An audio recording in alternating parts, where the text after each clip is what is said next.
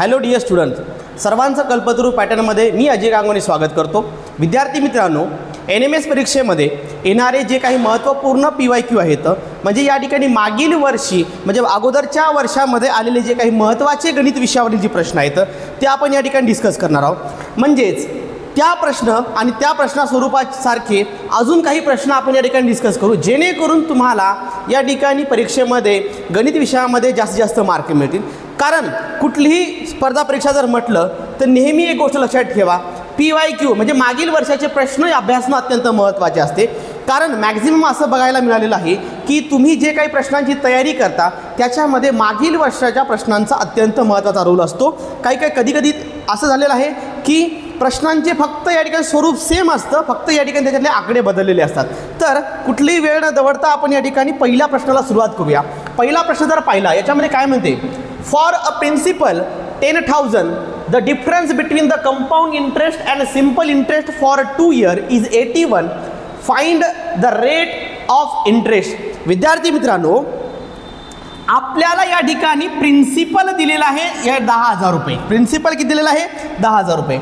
मग तुम्ही जर पाहिलं, जर तुम्हाला या ठिकाणी प्रिन्सिपल 10,000 रुपये आहे, लक्षात घ्या, प्रिन्सिपल तुम्हाला दिलेला आहे 10,000 रुपये.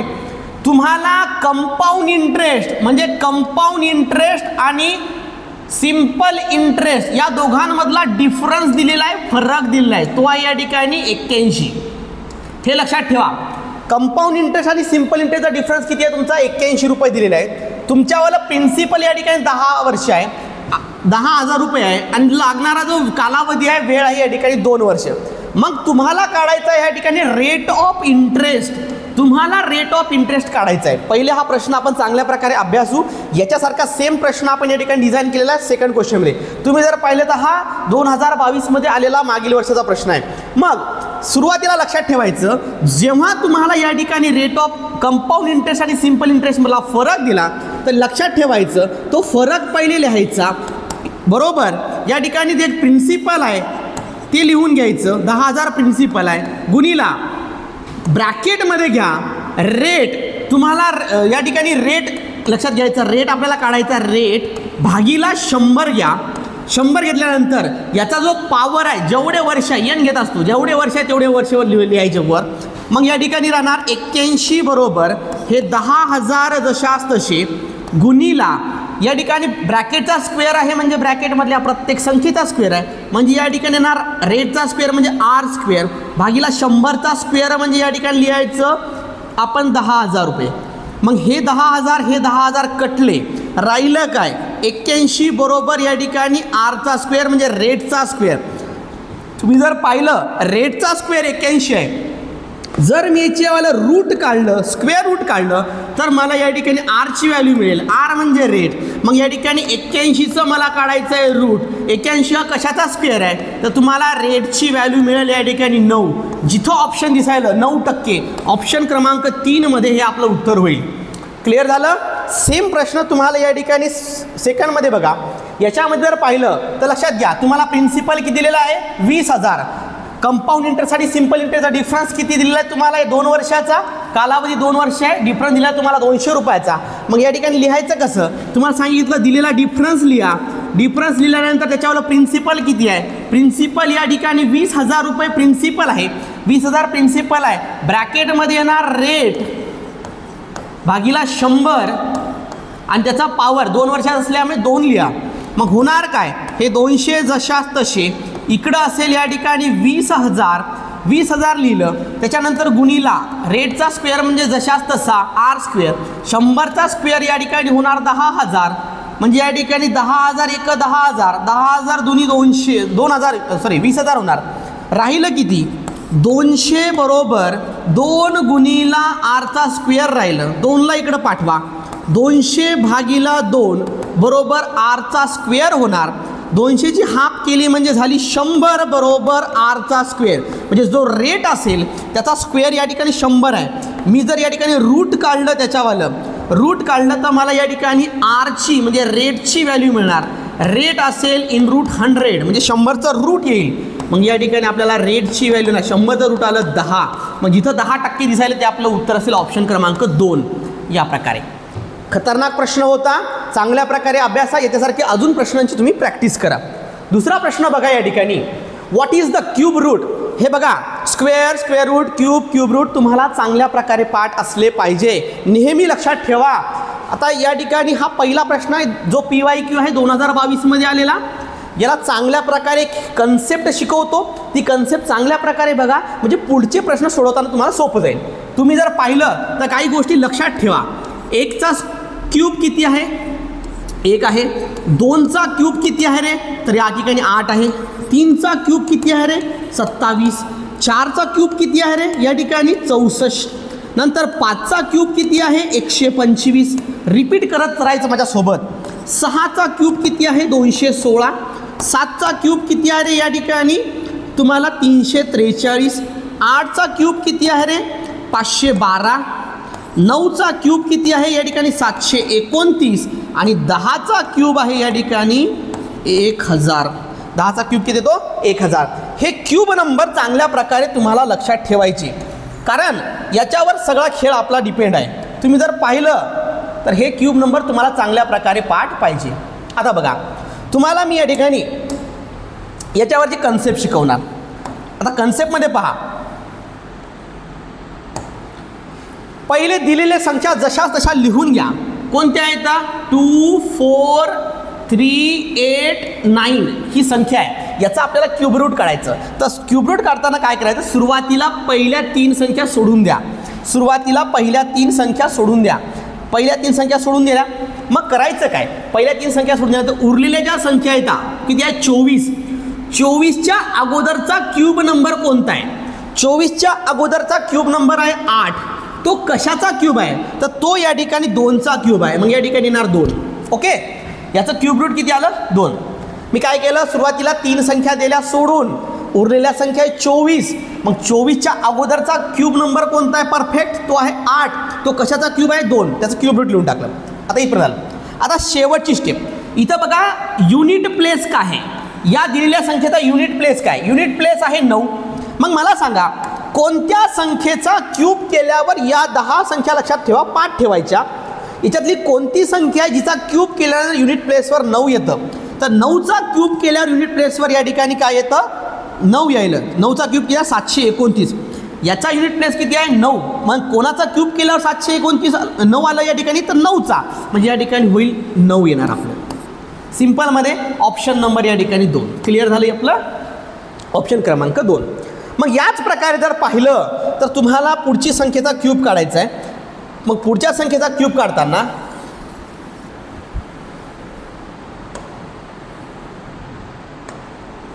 या प्रश्नामध्ये या प्रश्नामध्ये जर पाहिलं तर तुम्हाला असं लक्षात येईल की इथे दिलेली संख्या पहिली लिहून घ्या पटकन, सोबत सोडवा. 6 8 9 2 1 ही संख्या लिहिली. मग मला सांगा पहिले काय करणार? पहिल्या 3 संख्या दिल्या सोडून, पहिल्या 3 संख्या दिल्या सोडून उरलेली संख्या किती आहे? 68. मग 68च्या अगोदरचा परफेक्ट क्यूब नंबर कोणता आहे? तो आहे 64. मग हा कशाचा क्यूब आहे? तर हा या ठिकाणी 4चा क्यूब आहे. पहिली कन्सेप्ट क्लिअर. आता दुसऱ्या स्टेपकडे चला. इथे तुम्हाला युनिट प्लेसवर कोणता अंक दिसत आहे? युनिट प्लेसवर मला 1 दिसत आहे. मग मला या पहिल्या 10 संख्यामध्ये कशाचा क्यूब केल्यावर युनिट प्लेसवर 1 भेटतो? तर मला या ठिकाणी 1चा क्यूब केल्यावर मला युनिट प्लेसवर 1 भेटतो. म्हणजे या ठिकाणी येणारी जी संख्या असेल ती असेल 1. म्हणजे या ठिकाणी 68,921 कशाचा क्यूब आहे? तर या ठिकाणी तो 41चा आहे. ऑप्शन क्रमांक 2. समजलं इथपर्यंत? चला पुढं चला. आता या ठिकाणी जर पाहिलं, what is the cube root of 97,336? याचं क्यूब रूट जे निघल त्याचं ऑप्शन जे असेल ते तुम्हाला कमेंटमध्ये किंवा सांगायचं आहे. क्लिअर झालं? चला हा क्वेश्चन तुमच्यासाठी प्रॅक्टिस. चला पुढचा प्रश्न. या ठिकाणी बघा, एक बायनोमियल आहे, म्हणजे हे दिलेले अल्जेब्रिक एक्सप्रेशनचे फॅक्टर आहे. तुम्हाला याच्यापासून कोणत्या अल्जेब्रिक एक्सप्रेशनचे फॅक्टर आहे तुम्हाला सांगायचं. मग करायचं काय? बाळांनो, सरळ सरळ तुम्हाला एक गोष्ट लक्षात ठेवायची की दिलेले बायनोमियल पहिले लिहून घ्या. इथं काय आहे? काय करा, या एक्सनं या पूर्ण ब्रॅकेटला मल्टिप्लाय करा, नंतर या ठिकाणी 9नं पूर्ण ब्रॅकेटला मल्टिप्लाय करा. होणार काय? एक्सनं पूर्ण ब्रॅकेटला मल्टिप्लाय करायचं, एक्स मायनस 7, नंतर हा प्लस 9 आला, त्यानं पुढच्या ब्रॅकेटला मल्टिप्लाय केलं एक्स मायनस 7ला, मग होणार काय, चला तर या ब्रॅकेटमधल्या सर्व संख्यांनी एक्सनं या एक्सला मल्टिप्लाय करा, नंतर 7ला मल्टिप्लाय, होणार काय, एक्सनं एक्सला मल्टिप्लाय केलं एक्सचा स्क्वेअर मायनस एक्सनं 7ला मल्टिप्लाय केलं झालं या ठिकाणी 7x प्लस हा 9नं एक्सला मल्टिप्लाय केलं 9x, हा मायनस 9नं 7ला मल्टिप्लाय केलं 63. ओके चला पुढची स्टेप, हा एक्स स्क्वेअर जशा तसा, इथं पहा 7x निगेटिव्ह आहे, 9x पॉझिटिव्ह आहे, म्हणजे लाईक टर्म्स आहे, त्याच्यामध्ये प्लस मायनस होऊन जाईल, मग प्लस मायनस होऊन जाईल, होणार काय, 9मधून 7 गेले राहिले 2, मोठ्या संख्येचं साईन म्हणजे प्लस 2x राहिलं आणि मायनस 63 जशास तसा. हे बघा कोण्या ऑप्शनमध्ये आहे, x square plus 2x minus 63, option क्रमांक 2. हे झालं आपल्या प्रश्नाचं उत्तर आणि हा 2022 आलेला प्रश्न आहे. चला आता याच्यामध्ये जर तुम्हाला शॉर्ट ट्रिक जर बघायचं झालं तर लक्षात घ्या, तुम्हाला फॅक्टर या एक्स सोबत कोणत्या कोणत्या संख्या आहे पहिले ते लक्षात घ्या. इथं प्लस 9 आहे, मायनस 7 आहे, मग याच्यावर आपल्याला उत्तर काढता येते. पहिला काय करायचं, या दोघांचा गुणाकार काय, या दोघांचा गुणाकार आहे तो 63 प्लस मायनस मायनस 63 जिथं असेल पहिले चेक करायचं. या ठिकाणी ऑप्शन पहिल्यामध्ये, दुसऱ्यामध्ये आणि चौथ्यामध्ये आहे, इथं त्याच्यामुळे मायनस 63 आलं लक्षात. आता नंतर या ठिकाणी पहिले तुम्ही गुणाकार केला, नंतर या ठिकाणची दोघांची बेरीज वजाबाकी जे होते ते करून घ्यायचं. ओके मग या ठिकाणी 9 प्लस मायनस काय होणार, मायनस होणार, मग 9तून 7 गेले राहिले किती 2, पॉझिटिव्ह 2 बघा, मग या ठिकाणी पॉझिटिव्ह 2 पाहिजे आणि या ठिकाणी मायनस 63 पाहिजे, पॉझिटिव्ह 2 पाहिजे मिडलला आणि मायनस 63 कुठं सापडलं, या ठिकाणी ऑप्शन नंबर 2 मध्ये सापडलं. या प्रकारे दिलेल्या फॅक्टरवरून सुद्धा तुम्हाला या ठिकाणी याचा आन्सर काढता येते. नंतर चला याच्यावरून सुद्धा तुम्हाला या ठिकाणी करायचं आहे. आता या ठिकाणी बघा इथं 2x आला, याच्यामुळे आपल्याला पूर्ण या ठिकाणी त्याला सॉल्व करावं लागेल.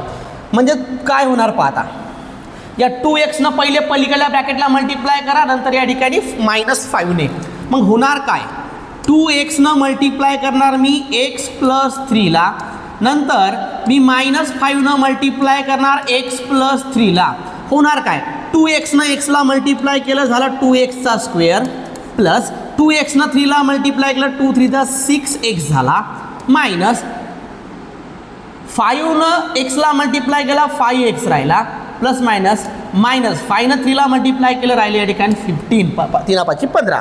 चला तर इथं या लाईक टर्म्स आहे, याच्यामध्ये प्लस मायनस होऊन जातं. इथं राहणार 2xचा स्क्वेअर, 6x मधून 5x गेले, राहिला फक्त सिंगल x 1x राहिला, तो 1 नाही लिहिला तरी चालतो. इकडे राहिलं -15, चेक करून घ्या रे. फायनल जर पाहिलं तर 2xचा स्क्वेअर प्लस 1x म्हणजे एक्सच लिहा -15, ऑप्शन चेक करून घ्या. 2xचा स्क्वेअर प्लस x आणि या ठिकाणी -15, ऑप्शन नंबर 2. क्लिअर. चला हा प्रश्न तुम्हाला सोडवायचा आहे, हा प्रॅक्टिस क्वेश्चन तुम्ही सोडू शकता, पण या ठिकाणी एक हिंट आहे, मी सांगतो तुम्हाला.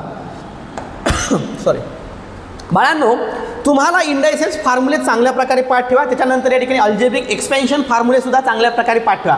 तुम्हाला या प्रश्नामध्ये जशा प्रकारे एवढं सोडवावं लागलं, तुम्हाला या प्रश्नामध्ये सोडवायचं नाही आहे. याच्यामध्ये एक हिंट लपलेली आहे, लॉक करून घ्या. एका पैका 3x प्लस 4 आहे, 3y - 4 आहे, म्हणजे एका ब्रॅकेट पहिली टर्म इथं 3y, इथं 3y, इथं 4 आहे, इथं 4 आहे. फक्त झालं काय, एका ब्रॅकेटमध्ये प्लस आहे, एका ब्रॅकेटमध्ये मायनस आहे. म्हणजे ज्यावेळेस करायचं काय, तुम्हाला या प्रकारे x प्लस बी आणि a प्लस बी आणि a मायनस बी यासारखा कन्सेप्ट आहे. म्हणजे एका ब्रॅकेटमध्ये दोघांची ॲडिशन आहे दोन्ही टर्मची, दुसऱ्या ब्रॅकेटमध्ये दोन्ही टर्मची वजाबाकी आहे. याचं एक्सपेन्शन करताना काय होणार, पहिल्या टर्मचा स्क्वेअर मायनस दुसऱ्या टर्मचा स्क्वेअर. लक्षात ठेवायचं, एका ब्रॅकेटमध्ये प्लस आहे दोन्ही टर्मचं, दुसऱ्या ब्रॅकेटमध्ये मायनस आहे, तर काय करायचं, एका पहिल्या टर्मचा स्क्वेअर मायनस दुसऱ्या टर्मचा स्क्वेअर. मग इथं पहिली टर्म कोणती आहे रे, तर 3y ही पहिली टर्म आहे, तिथं स्क्वेअर केला, मायनस दुसरी टर्म कोणती आहे रे 4, मग या ठिकाणी या 4चा स्क्वेअर करा. होणार काय, 3yचा स्क्वेअर होणार, 3चा स्क्वेअर 9, हा yचा स्क्वेअर जसा तसा मायनसचा साईन, 4चा स्क्वेअर किती आहे रे 16. हे झालं आपलं उत्तर. 9yचा स्क्वेअर -16 म्हणजे आपलं ऑप्शन नंबर 1 हे आपला आन्सर होणार आहे. क्लिअर झालं. फॉर्म्युले लक्षात ठेवायचे. पुढं चला. क्या बात आहे. खूप मस्त प्रश्न आहे. पहिले फुल डिटेलमध्ये सांगतो एकदा, नंतर शॉर्टकट सांगतो. नो करायचं काय. आता तुम्हाला अल्जेब्रिक एक्सप्रेशन दिलेलं आहे, पॉलिनॉमियल म्हणजे या ठिकाणी दिलेले आहे, तर तुम्हाला याचे फॅक्टर करायचे. काहीच करायचं नाही. पहिल्या टर्मचा इथे कोएफिशियंट काय ना म्हणजे 1 आहे आणि इकडे शेवटची टर्म म्हणजे कॉन्स्टंट किती आहे 36. 36 वजा 36 होणार इथं लिहा. या 36चे असे फॅक्टर करा, उत्तर आलं पाहिजे 5. आपलं पॉझिटिव्ह 5 आलं पाहिजे, पॉझिटिव्ह 5. मग होणार काय 9 चौक 36 होणार. 9मधून जर मी 4 काढले तर मला या ठिकाणी 5 मिळणार. 9मधून जर मी या ठिकाणी 4 काढले तर 5 होणार. म्हणजेच काय तर पहिलं या x सोबत मला एक पॉझिटिव्ह 9 पाहिजे आणि दुसऱ्या फॅक्टरमध्ये x सोबत मला निगेटिव्ह 4 पाहिजे. हे ऑप्शन चेक करा कुठं आहे ते. x + 9 x - 4. x - 4 पाहिजे. x - 4 कुठे आहे ऑप्शन नंबर 2 मध्ये आहे आणि x + 9 यांचा सिक्वेन्स मागे पुढे राहू शकतो, काही प्रॉब्लेम नाही. क्लिअर झाली इथपर्यंत. म्हणजे तुम्हाला डायरेक्ट या फॅक्टरवरून सुद्धा समजू शकते. चला क्या बात आहे. खूप जबरदस्त प्रश्न आहे. याच्यामध्ये काय म्हणते a circle with centre O having a radius 14. हा सर्कल आहे, वर्तुळ आहे. वर्तुळाची त्रिज्या रेडियस या ठिकाणी 14 सेंटीमीटर आहे. Is inscribed in a square ABCD. आणि हा जो सर्कल आहे म्हणजे हा वर्तुळ आहे, चौरसमध्ये आहे, स्क्वेअरमध्ये आहे ABCD. Find the area of shaded portion. म्हणजेच काय या चौरसामध्ये या स्क्वेअरमध्ये हा वर्तुळ आहे, सर्कल आहे, तर हा वाला जो उरलेला भाग आहे ज्याच्यामध्ये रेषा रेषा शेडवाला, याचा एरिया काढायचा. म्हणजे तुम्हाला सरळ सिम्पलमध्ये समजायला पाहिजे. तुम्ही जर स्क्वेअरच्या एरियामधून त्या सर्कलचा एरिया जर बाजूला केला तर तुम्हाला उरलेला हा भाग मिळणार आहे. मग करायचं काय. पहिले तर मला या ठिकाणी सर्कलचा एरिया काढताना सरळ πr स्क्वेअर आहे. नंतर स्क्वेअरचा एरिया काढताना साईड स्क्वेअर येतो. तर या ठिकाणी मला स्क्वेअरची साईड माहीत नाही. इथून तुम्हाला तयार करायची. जास्त गोत्यामध्ये जायचं नाही. तुम्हाला इथून साईड तयार करता येते. ही रेडियस आहे. याला जर मी पुढे वाढवत नेलं असं,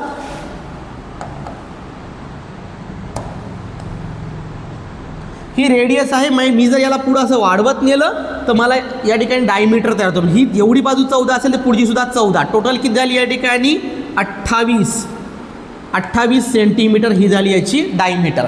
आता हे 28 असेल तर याला पॅरलल ही वाली बाजू आहे, ही सुद्धा किती असणार आहे 28च असणार आहे. म्हणजे या ठिकाणी या स्क्वेअरची जी साईड आहे ती 28 सेंटीमीटर. मग या ठिकाणी काय होणार एरिया ऑफ स्क्वेअर म्हणजे या ठिकाणी जे साईडचा स्क्वेअर येणार. फॉर्म्युला काय डिटेलमध्ये लिहत नाही. चौरसाचा स्क्वेअरचा फॉर्म्युला काय side square minus area of सर्कलचा फॉर्म्युला काय πr स्क्वेअर. चला मग या ठिकाणी 28चा स्क्वेअर मायनस पायची व्हॅल्यू 22/7 मल्टिप्लाय बाय आरचा स्क्वेअर म्हणजे रेडियसचा स्क्वेअर, ते होणार 14 मल्टिप्लाय बाय 14 करा. 7 1 7 7 2 14. शिल्लक काय राहिलं बघा आपल्याकडे 28चा स्क्वेअर करून टाकायचा. 28चा स्क्वेअर करताना या ठिकाणी एक सिंपल गोष्ट लक्षात घ्या. काय सांगायलो तर 8चा स्क्वेअर किती व्हायला 64. 2चा स्क्वेअर किती व्हायला 04. या ठिकाणी स्टार करा. नंतर 2 8 16 16 2 32 इथं लिहा. याची बेरीज करा. हे आलं 4, हे 6 2 8, 4 3 7 784. म्हणजे 28चा स्क्वेअर किती झाला 784 आलेला आहे. मायनस उरलं काय बाळांनो या ठिकाणी 22 2 म्हणजे 22 2 किती व्हायले 44 गुणिला किती आहे या ठिकाणी 14. इथे 784 जशास तसे मायनस या दोघांचा गुणाकार करायचा आहे. मग या ठिकाणी होणार 44 गुणिला 14 14 चोक 56. अच्छे आले 5. 14 चोक 56. 56 आणि 5 किती व्हायले 61. म्हणजे या ठिकाणी 616 दोघांचा गुणाकार. इथे ना 616. याची वजाबाकी करा. याची वजाबाकी केलं म्हणजे आपलं उत्तर झालं. चला डायरेक्ट 14तून 6 गेले. 14तून 6 गेले राहिले 8. युनिट प्लेसवर 8 कुठं आहे ते चेक करून घ्या. 14तून 6 गेले राहिले 8 हातचा आला तर 1. 8तून 2 गेले, 8तून 2 गेले, या ठिकाणी 6 राहिलं, 7तून 1 गेला, 7तून 1 गेला, 7तून 6 गेले, राहिला 1, 168. बघा आपलं ऑप्शन 168 पाहिजे. युनिट याच्यावालं होतं सेंटीमीटर, मग एरियाचं युनिट असेल या ठिकाणी एक तर सेंटीमीटर स्क्वेअर असेल किंवा 168 स्क्वेअर सेंटीमीटर. या प्रकारे ऑप्शन चेक करून घ्या. 168 ऑप्शन नंबर या ठिकाणी आपलं 2 आहे. क्लिअर झालं. म्हणजेच तुम्हाला जॉमेट्रीमधले जेवढे काही फॉर्म्युले आहेत एरियाचे पॅरामीटरचे तर तुम्हाला चांगल्या प्रकारे पाठ करायचे आहे. सॉरी. चला पुढं काय म्हणते, आणि हा PYQ प्रश्न होता हो या ठिकाणी. चला, if 40 labours can complete a work certain work in 18 days, then 36 labour can complete the same work in how many days. इकडे बघा काय म्हणते, आपल्याकडे लेबर आहे, वर्कर आहे तर आपल्याला या ठिकाणी 40, त्यांचं जे काही टास्क आहे त्यांना किती दिवस लागायले, म्हणजे 40 वर्करला मला या ठिकाणी किती तास लागायले, तर या ठिकाणी किती दिवस लागायले, 18 डेज लागायले, म्हणजे टाईम. त्यांचं म्हणणं की जर लेबर जर 36 असेल, म्हणजे 40 लेबरचे जर लेबर या ठिकाणी 36 असतील तर मला या ठिकाणी ते काम करायला किती दिवस लागेल. म्हणजे पहा 40 लोकांना या ठिकाणी 18 दिवस लागायले, 36 लोकांना. लोक कमी झाले हो, म्हणजे मला लोक कमी झाले म्हणजे या ठिकाणी काय होणार, त्यांचा टाईम या ठिकाणी काय होणार, वाढणार. लोक कमी झाले म्हणजे जास्त दिवस लागतील ना. म्हणजे जेव्हा तुम्हाला वर्क अँड टाईमची रिलेटेड या प्रकारे वर्ड प्रॉब्लेम येतात, हे 7व्या धड्यामधले इन्व्हर्स अँड डायरेक्ट व्हेरिएशनमधले प्रश्न येतं. तर हा जो प्रश्न ज्या कॅटेगरीमध्ये तो हा येतो इन्व्हर्स व्हेरिएशन. आणि या इन्व्हर्स व्हेरिएशनमध्ये तुम्ही जर पाहिलं, दिलेल्या 2 क्वांटिटीचा गुणाकार हा सारखा यायला पाहिजे, त्यालाच म्हणतात कॉन्स्टंट. म्हणजे प्रॉडक्ट हा सारखा यायला पाहिजे. जर या ठिकाणी 40 गुणिला 18चा जे काही गुणाकार यायला तेवढाच इक्वल कोणाचा गुणाकार यायला पाहिजे, 36 गुणिला उरलेली जी व्हॅल्यू असेल ती T2 समजा. तर 36ला इकडे पाठवा. 40 गुणिला 18 भागीला 36 बरोबर या ठिकाणी T2ची व्हॅल्यू मिळणार. मग या ठिकाणी काय होईल, 18 × 1 = 18, 18 × 2 = 36, राहिलं किती आपल्याकडे या ठिकाणी 40 भागीला 2, 40 भागीला 2 म्हणजे T2ची व्हॅल्यू. 40ची जर हाफ केली तर मला मिळालं 20 बरोबर T2. मला लागणारे दिवस किती आहे, टाईम किती लागणार या ठिकाणी 20 दिवस. या प्रकारे ऑप्शन नंबर 1 20 दिवस वर्क अँड टाईमचा क्वेश्चन आहे. क्लिअर झालं. पुढचा प्रश्न तुमच्यासाठी सेम क्वेश्चन आहे. काय म्हणते, 15 workers can finish a construction project in 20 days. सरळ वर्क अँड टाईमचा प्रश्न आहे. 15 लोकायला त्याच्या एक काम करायला किती दिवस लागायले, 28 दिवस. काय म्हणते, तर how many days would it takes to 20 workers. 20 वर्करला किती लागेल, म्हणजे या दोघांचा प्रोडक्ट जेवढा येईल ते पुढच्याच आला पाहिजे 20 गुणिला. आपल्याला वर्कर लागण्यासाठी काय म्हणते, किती दिवस लागेल, मग डेज म्हणजे या ठिकाणी टाईम किती लागायला. चला सेम प्रश्न आहे. मग होणार काय, 15 गुणिला 28 इकडं भागीलामध्ये 20 जशास तसं बरोबर या ठिकाणी T2ची व्हॅल्यू करा काटाकाटी. मग काटाकाटी करताना काय होणार, 5 त्रिक 15, 5 चोक 20, शिल्लक काय राहिलं 3 गुणिला 28 भागीलामध्ये 4, 4 सकम जो 4 7 28, 4 1 4, 4 7 28. उरलं काय रे बाबा, उरलं या ठिकाणी 3 गुणिला 7 बरोबर T2. दुसरा टायमिंग या ठिकाणी असेल या ठिकाणी 3 7 21, 21 दिवस लागतील. Option number 3. क्लिअर झालं. वर्क अँड टाईमचे प्रश्न हे इन्व्हर्स व्हेरिएशनचे असतात आणि त्याच्यामध्ये दिलेल्या दोन्ही क्वांटिटीचा गुणाकार हा सेम यायला पाहिजे, म्हणजे कॉन्स्टंट असतो. पुढं, if a food stock is sufficient for 120 people for 45 days, if 30 more people join the group, for how many days will the same food stock last. म्हणजेच काय, 120 लोकांना खायला पुरल एवढं काहीतरी आमच्या इथं अन्न आहे. म्हणजेच काय, लोक किती आहेत तर 120 आहेत, त्याला खायला पुरल एवढा साठा आहे. किती दिवस पुरल, 45 दिवस पुरल एवढा साठा आहे. 120 लोकांना खाण्यासाठी लागणारं जेवढं काही राशन आहे ते बरोबर आणलं ते किती दिवस चालणार? 45 दिवस चालणार. मग दिवाळी आली, दिवाळी आल्यामुळं काय होणार? आमच्या इथं 30 लोक वाढले, पाहुणे आले, ते पाहुणे, मग या ठिकाणी 30 पाहुणे आले, तर ते 30 पाहुणे आल्यावर मला आम्हाला या ठिकाणी 45 दिवस चालणार आहे का राशन? नाही चालणार, उलटा कार्यक्रम होईल. पाहुणे वाढल्यावर इकडं खाणं काय या ठिकाणी कमी खातील का? मग जास्त खातील. मग 45 दिवस पुरायचं ते लवकरच कार्यक्रम संपल. मग करायचं काय या ठिकाणी तुम्हाला सांगतो. इथं 120चे लोक 30 वाढल्यावर झाले 150 लोक वाढले. दिवस वाढणार आहेत का? इथं नाही, दिवस कमी व्हायले. म्हणजे एक क्वांटिटी वाढवली की दुसरी कमी व्हायली, याला म्हणतात इन्व्हर्स व्हेरिएशन. मग सिंपलमध्ये बघा की 120 लोक होते, म्हणजे इन्व्हर्स व्हेरिएशनचं एक्झाम्पल म्हणजे रिलेटेड दोन्ही क्वांटिटीचा गुणाकार काय येणार? कॉन्स्टंट सारखा. म्हणजे 120 गुणिला 45चा जेवढा गुणाकार येणार आहे. आता पहिले 120 लोक होते बाबा, त्याच्यात 30 लोक वाढले, आता नवीन लोकांची संख्या किती आहे? 150 आहे. म्हणजे 120 गुणिला 45चा जेवढा काही प्रोडक्ट आहे ना ते यायला पाहिजे 150 गुणिला दिवसाचा कार्यक्रम आहे ना, T2ची व्हॅल्यू. मग काय होणार? 120 गुणिला 45, 150ला इकडे पाठवा, हे 150 जसे असत तसे. मग या ठिकाणी काय होणार? 30 चोक 120, 30 5 30ने डिवाइड केलं दोघाला. मग या ठिकाणी काय काय शिल्लक राहिलं बघा. 4 गुणिला 45 भागिला 5, 5 का 5, 5 9 45 शिल्लक राहिलं बाबडे आपल्याकडे. आपल्याकडे शिल्लक राहिलं 4 मल्टिप्लाय बाय 9, 9 चोक 36, 36 दिवस. पहा ऑप्शन आहे का 36? ऑप्शन नंबर 1 मध्ये पहा. 120 लोकांसाठी आहे तर घरी राशन आणलं, राशन किती दिवस चालणार? 45 दिवस. दिवाळी आली, पाहुणे घरी आले, पाहुणे आल्यानंतर ते 45 दिवस चालणार आहे का? नाही. पाहुणे आल्यानंतर गप्पा खाल्लं, त्याच्यामुळे या ठिकाणी जे 45 दिवस पुरणार होतं ते आपल्याला फक्त आता किती दिवस पुरणार आहे? 36 दिवस पुरणार आहे. चला पुढचा प्रश्न. अपोजिट IMP प्रश्न आहे 2025 मध्ये, 2022 मध्ये आलेला प्रश्न आहे. Opposite sides of a parallelogram. आता लक्षात घ्या पॅरलोग्रामचा कन्सेप्ट. हे दोन लाईन एकमेकाला पॅरलल आहेत आणि हे त्याचा ट्रान्सव्हर्सल आहे. तर याचे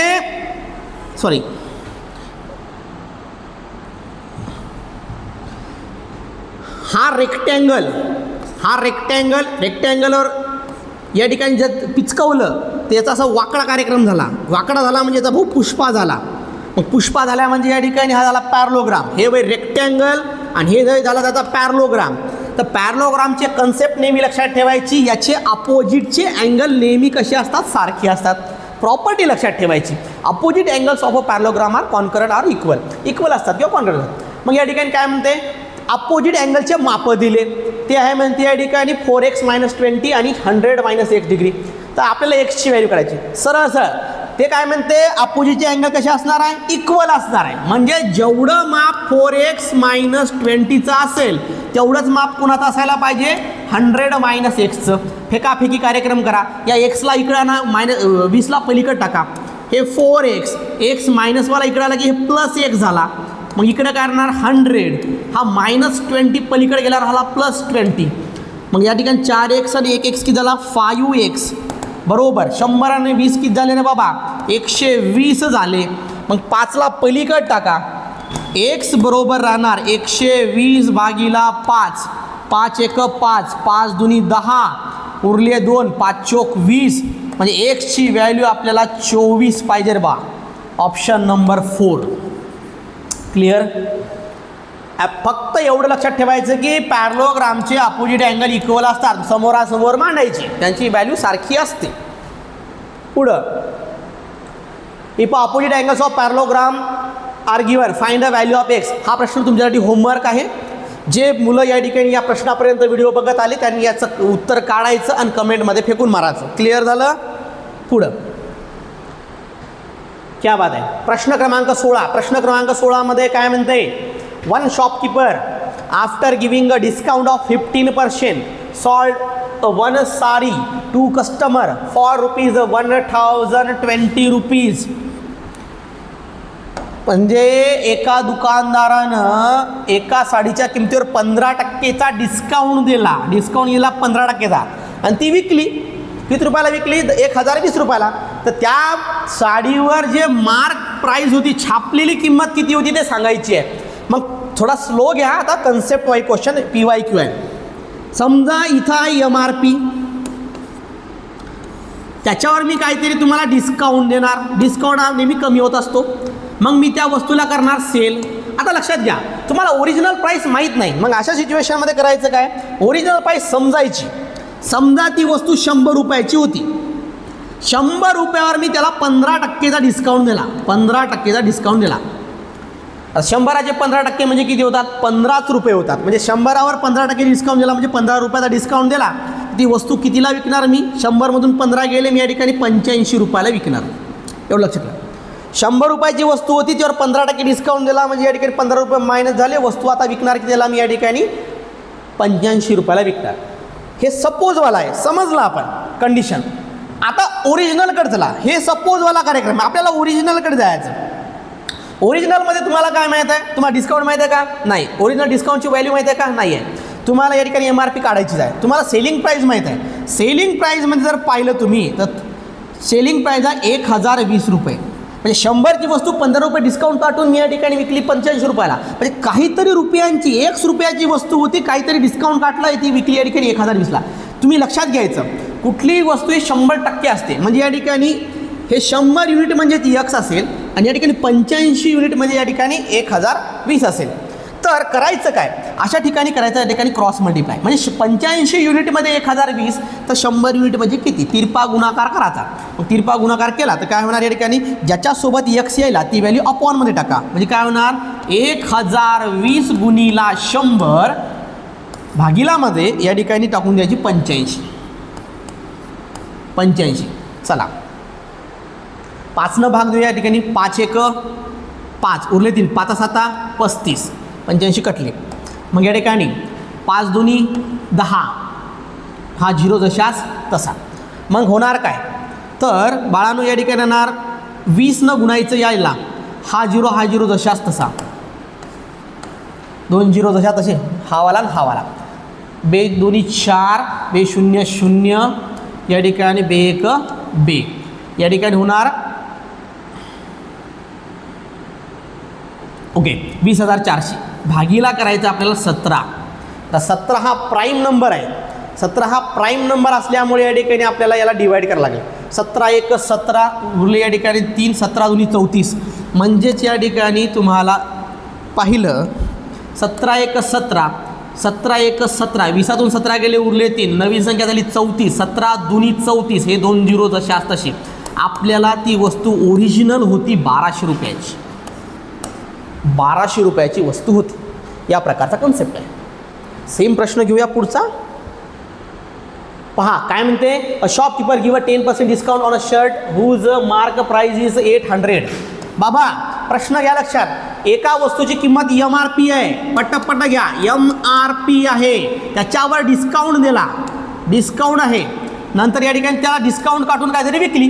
मला काढायची आहे सेलिंग प्राइस. मग सरळ लक्षात घ्या, 800 रुपयाची वस्तू होती, त्याच्यावर 10% डिस्काउंट दिला. म्हणजे तुम्हाला या ठिकाणी 800चे पहिले काढावं लागेल 10%. म्हणजे या ठिकाणी 800 गुणिला 10 भागिले 100, हे 2 0 कटले, 2 0 कटले, राहिले 8 गुणिला 10 म्हणजे 80 रुपयाचा या ठिकाणी मी डिस्काउंट दिला. 800 रुपयावर मी 80 रुपयाचा डिस्काउंट दिला. मग ती वस्तू विकल कितीला, मी ती विकल मी 720 रुपयाला. किती रुपयाला विकेल, या ठिकाणी 720 रुपयाला विकेल. 800 रुपयाच्या वस्तूवर 10% डिस्काउंट दिला म्हणजे या ठिकाणी विकेल कितीला, 720 रुपयाला विकणार आहे. ऑप्शन क्रमांक या ठिकाणी आपला 2. अजून एक ट्रिक लक्षात घ्या. इथं किती रुपये दिले, ते ओरिजिनल व्हॅल्यू 800 रुपये. तुम्ही जर या ठिकाणी या संख्येमध्ये फक्त लेफ्ट हँड साईडला इथे एक संख्या सोडून जर पॉईंट जर दिला तर तुम्हाला जी मिळणारी संख्या असते तर ती नेहमी या ठिकाणी 10%च्या इक्वल असते. एवढं लक्षात ठेवायचं. म्हणजे 800 ओरिजिनल किंमत आहे, त्याच्यावर मी डाव्या बाजूला एक संख्या सोडून पॉईंट दिला, मिळालेली संख्या किती आहे, 80 रुपये. ती मिळालेली जी काही संख्या असते, एक संख्या सोडून पॉईंट लेफ्ट हँडला दिलं, ती असते 10%च्या इक्वल. म्हणजे या ठिकाणी 80 मिळाले. म्हणजे आपल्याला 10%ची व्हॅल्यू किती मिळाली, 80. मग तेच आपल्याला काय करायचे होते, मायनस करायचे होते. अशा प्रकारे आपल्याला उत्तर मिळालं 720 रुपये. म्हणजे टक्केवारी काढताना ही पद्धत न करता शॉर्ट ट्रिकचा वापर सुद्धा तुम्ही या ठिकाणी करू शकता. पुढे चला. काय म्हणते, अ सारी मार्क अ सारी मार्क ॲट ₹1600 MRP आहे लेकरं ही 1600 रुपयाची इज सॉल्ड ॲट 1360 1360 रुपयाला विकली. Find the discount percent. आणि हा IMP कॅटेगरीचा प्रश्न आहे. 1600 समजा या ठिकाणी 10 रुपयाची एक पेन आहे, तुम्हाला 7 रुपयाला दिली, तुम्हाला डिस्काउंट किती आला? 3 रुपयाने स्वस्त भेटली, म्हणजे डिस्काउंट 3 रुपयाचा. पण तुम्हाला डिस्काउंट नाही विचारला, डिस्काउंट पर्सेंट विचारला. मग या ठिकाणी लक्षात ठेवायचं, जेव्हा तुम्हाला डिस्काउंट पर्सेंट लक्षात विचारतात ना, तेव्हा या ठिकाणी ओरिजिनल व्हॅल्यू किती आहे MRP 1600, फायनल व्हॅल्यू किती आहे सेलिंग प्राइस या ठिकाणी तुम्हाला 1360. तर दोघातला फरक किती आहे पहिले लक्षात घ्या. तर फरक आला, जो डिफरन्स असतो तो लक्षात घ्या. दोघातला फरक कितीचा आहे? पहिले इथे ना 0, 10तून 6 गेले आले 4, हातचाला इथं 1, 6तून 4 गेले राहिले 2, आणि या ठिकाणी 1तून 1 गेला 0. म्हणजे या ठिकाणी तुम्हाला जो डिफरन्स आलेला आहे, म्हणजे 1600च्या वस्तू 1360ला विकली, म्हणजे कितीनं कमी विकली रे? तर या ठिकाणी 240 रुपयानं कमी विकलं. आणि पर्सेंटेज काढताना लक्षात घ्यायचं, फक्त तुम्हाला माहीत पाहिजे डिफरन्स. म्हणजे डिफरन्स कितीचा आहे? या ठिकाणी 240चा डिफरन्स आहे. पण तो डिफरन्स कितीवर रुपयावर आहे? तो 1600 रुपयावर आहे. म्हणजेच काय, डिस्काउंट पर्सेंट काढायलो. 1600 रुपयावर किती रुपये कमी केले रे? 240 कमी केले. याला मल्टिप्लाय करा 100नं. मल्टिप्लाय 100 केलं तर हे 2 0 कटले, हे 2 0 कटले. राहिलं काय आपल्याकडे 240 भागिला 16. मग काय होणार बाबू या ठिकाणी? 8 दुनी 16, 8 त्रिक 24. मग हे 3 आणि 0 खाली राहिला 2, याची हाफ केली तर मला या ठिकाणी 15%. म्हणजे जे 240 रुपये 1600 रुपये कमी केले तर म्हणजे किती टक्के होतं? या ठिकाणी 15% रुपये होतं. 15 हे 240 म्हणजे किती होतं? तर हे 15% आहे. म्हणजे तुम्हाला काय माहीत पाहिजे होता? डिफरन्स माहीत पाहिजे. फक्त फरक, संख्या कितीने वाढली किंवा कमी झाली हे तुम्हाला पहिले माहीत पाहिजे. मग इथं सोपं आहे. याला मी फॉर्म्युल्यामध्ये जर मांडतो म्हणलं तर तुम्हाला या ठिकाणी डिफरन्स माहीत पाहिजे, फरक. या ठिकाणी इनिशियल व्हॅल्यूज म्हणजे सुरुवातीची किंमत मल्टिप्लाय बाय 100. अजून प्रोफेशनल लेवलवर गेलं तर या ठिकाणी तुम्हाला discount upon MRP multiply by 100 या पद्धतीने सुद्धा तुम्हाला या ठिकाणी चालता येते. क्लिअर झालं? चला पुढं. The selling price of TV after giving a 20% discount is 24,000. काय म्हणते बाबा? एक TV आहे, तिच्यावर मी 20%चा डिस्काउंट दिला, तर विकली किती रुपयाला? मी 24,000ला विकली. तर आपल्याला काढायची MRP. सेम आपला कन्सेप्ट लावायचा. कोणता वाला? MRP वाला.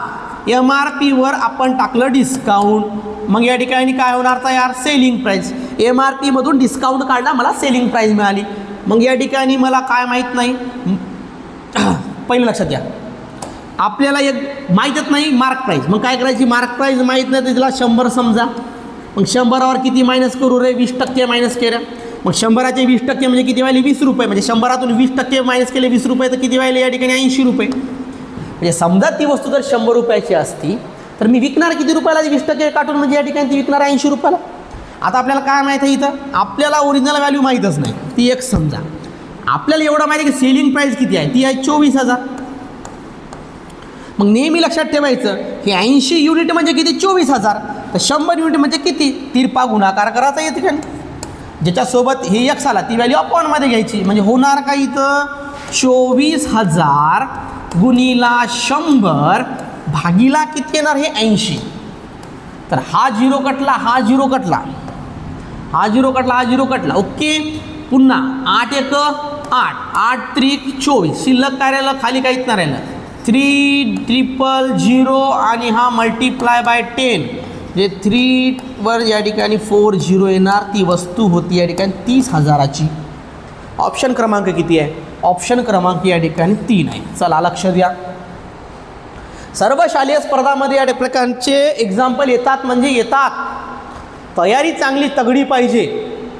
तुम्ही जर या ठिकाणी कल्पतरू पॅटर्नशी कनेक्ट राहिले तर तुमची पूर्ण प्रॅक्टिस या ठिकाणी जबरदस्त होते.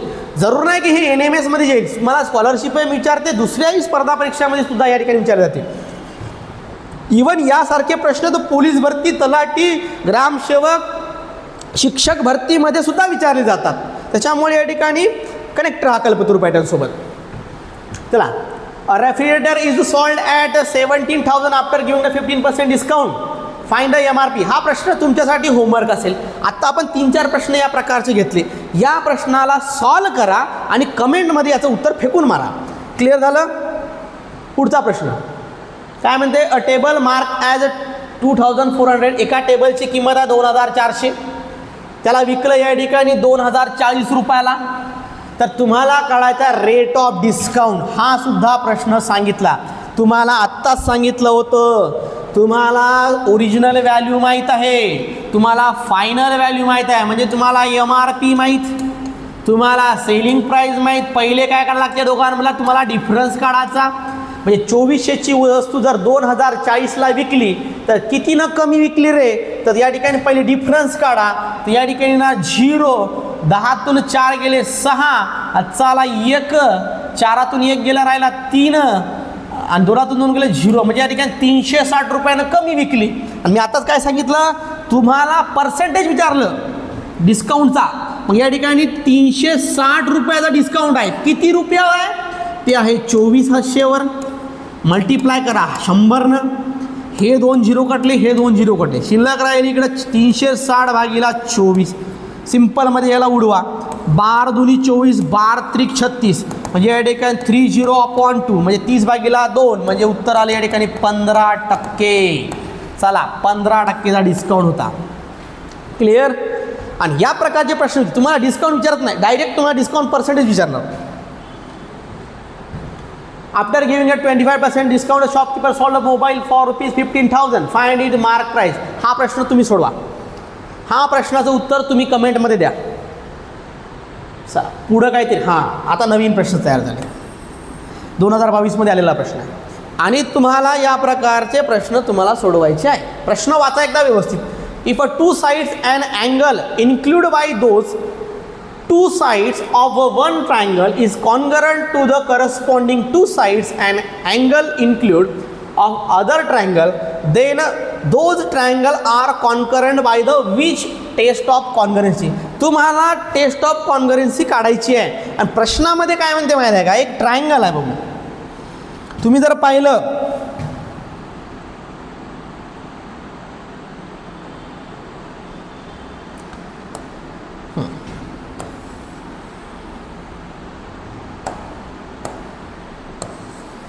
हा ट्रायंगल आहे आणि त्यांचं काय म्हणणं आहे बाबू, इकडे पहा की एक अँगल आहे आणि तो 2 साईडच्या मध्ये आहे. समजा ही साईड आहे, याला नाव देऊ आपण ABC. हा ट्रायंगल आहे. याच्यामध्ये त्याचं म्हणणं आहे की 2 ट्रायंगल एकमेकांशी कॉन्ग्रुएंट आहेत, पण कोणत्या टेस्टनुसार. त्यांचं म्हणणं 2 साईडच्या मध्ये एक अँगल आहे, 2 साईडच्या मध्ये एक अँगल आहे. तर नेहमी तुम्हाला सांगतो याला वाचायचं कसं, मग ही टेस्ट कशी तयार होते. ही काय आहे साईड, आपल्याला दिलेल्या काय काय व्हॅल्यू आहे ते लक्षात घ्या. काय काय गोष्टी दिल्या, इथं काय दिलेलं आपल्याला अँगल, इथं काय आता साईड. याला क्लॉकवाईज वाचा, अँटी क्लॉकवाईज वाचा. पहिले काय सापडायला साईड, नंतर काय सापडणार अँगल, नंतर काय सापडली साईड. म्हणजे तयार काय होणार या ठिकाणी टेस्ट, साईड अँगल साईड. म्हणजे याला शॉर्ट फॉर्ममध्ये जर पाहिलं, याचा पहिलं लेटर उचला, SAS, सास टेस्ट. कुठं दिसायली तुम्हाला सास, इथं आहे, सासूबाई इथं सापडायला. तर ही सास टेस्ट झाली. कोणती टेस्ट झाली, सास. डेंजर टेस्ट आहे. तर या ठिकाणी तुम्हाला सास टेस्ट या ठिकाणी भेटत आहे. चला पुढचा प्रश्न काय म्हणते, if 3 sides of one triangle are equal to the 3 sides of the another triangle, the triangle are congruent by which test.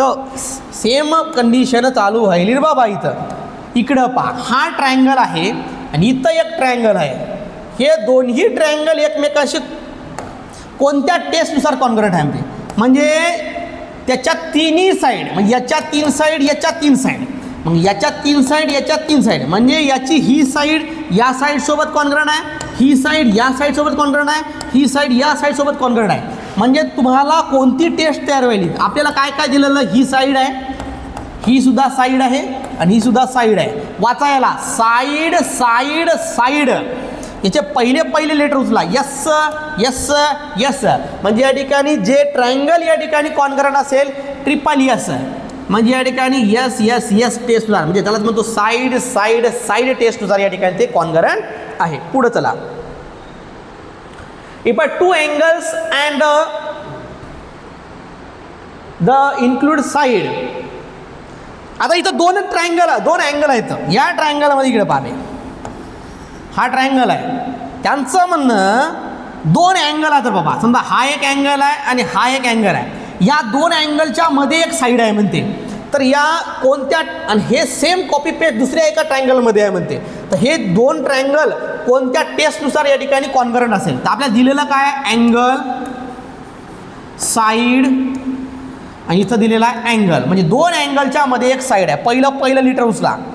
A for angle, S for side, A for angle, A S A. Test कोणती तयार व्हायली, A S A, angle side angle test. Option कुठं आहे रे बाबा, option 1 आहे. Clear झालं. चांगल्या प्रकारे या ठिकाणी जी प्रॅक्टिस करा. हमकाच एक प्रश्न राहतो म्हणजे राहतो, in which of the following cases triangle can not be proved concurrent. म्हणजे खालील कोणत्या टेस्टनुसार ते ट्रायंगल या ठिकाणी कॉन्करंट नाही ते लक्षात ठेवायचं. तर तुम्हाला 8व्या वर्गाच्या पुस्तकामध्ये एक बॉक्स आहे, बॉक्स, त्या बॉक्समध्ये 4-5 या ठिकाणी टेस्ट दिलेले आहेत. ते चांगले पाठ ठेवायचे त्याचे नावं. याच्यामध्ये by two side and a non include angle, म्हणजे दोन साईड आहे आणि त्याच्यामध्ये अँगल इन्क्लूड नाही. बाय 3 साईड, आता 3 साईडनुसार असते, आपण आताच पाहिलं. बाय 2 अँगल्स अँड इन्क्लूड आहे, दोन अँगलमध्ये एक साईड इन्क्लूड आहे, दोन अँगलमध्ये एक साईड इन्क्लूड आहे. तर या ठिकाणी ही वाहिली यस यस यस टेस्ट, ही वाहिली दोन अँगलमध्ये एक साईड म्हणजे या ठिकाणी ए एस ए. त्याच्यानंतर काय वाहिली, by 2 side and include angle, दोन साईड आणि त्याच्यामध्ये एक angle, S A S test वाहिली. म्हणजे 2 साईड अँड नॉन इन्क्लूड, दोन साईड आहे म्हणते पण त्याच्यामध्ये या ठिकाणी अँगल इन्क्लूड नाही. म्हणजे या ठिकाणी आपला ऑप्शन हे होईल की याच्यानुसार या ठिकाणी ट्रायंगल या ठिकाणी कॉन्करंट आहे हे प्रूव्ह करता येत नाही. बाकी 3 ऑप्शननुसार आपल्याला या ठिकाणी करता येते. Side side side, angle side angle, side angle side. त्याच्यानंतर अजून एक लक्षात ठेवावे, ती येते हायपोटेनियस हायपोसाईड टेस्ट. म्हणजे तुम्हाला एक राईट अँगल देतात, त्या राईट अँगल जर तुम्हाला या ठिकाणी त्याच्यामधलं या ठिकाणी काढायला लावलं की राईट अँगलची कॉन्करन्सी काढा, तर सहसा या ठिकाणी हायपोटेनियस साईड टेस्टनुसार या ठिकाणी असते. चालू द्या पुढं. If two triangles two sides are equal but included angle are different. म्हणजेच काय, हे खतरनाक कार्यक्रम केला पाहो.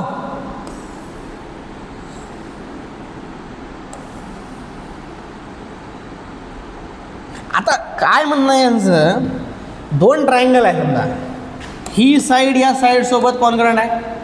If two triangles are two sides are equal. त्याच्यानंतर ही साईड समजा या साईडसोबत इक्वल आहे, कॉन्करंट आहे. पण हा अँगल आणि हा अँगलमध्ये या ठिकाणी दोन अँगल सारखे नाही आहे. तर मग या ठिकाणी दोन अँगल या ठिकाणी कॉन्करंट असेल तर कोणत्या टेस्टनुसार असेल किंवा या ठिकाणी इन्क्लूड डिफरंट असेल. तर या ठिकाणी आम्ही ट्रायंगल आर कॉन्करंट म्हणता येत नाही. बाय दोन साईड मॅच करायला, हे अँगलच मॅच करणं म्हणल्यावर कार्यक्रम बदल आहे हो.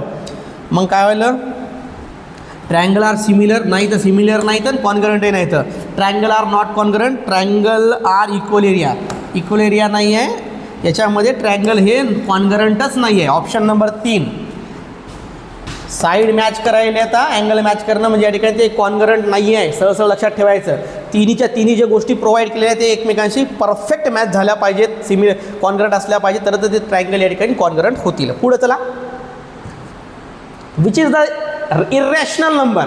बाप्पा इरॅशनल नंबरचा प्रश्न आला. इरॅशनल म्हणजे काय, जे नंबर या ठिकाणी P/Q फॉर्मेशनमध्ये असतात त्याला डेसिमलमध्ये बी कन्वर्ट करता येतं. फक्त या ठिकाणी त्याचा डिनॉमिनेटर काय नको, 0 नको, नॉन झिरो पाहिजे, नॉन झिरो. मग व्हायला काय, हे यालाच आपण या ठिकाणी P/Qच्या फॉर्मेशनमध्ये लिहू शकतो आहे 3/5.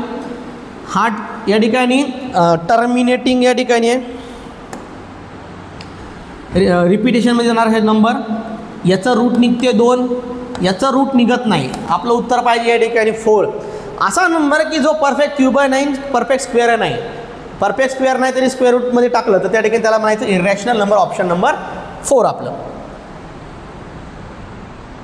पुढं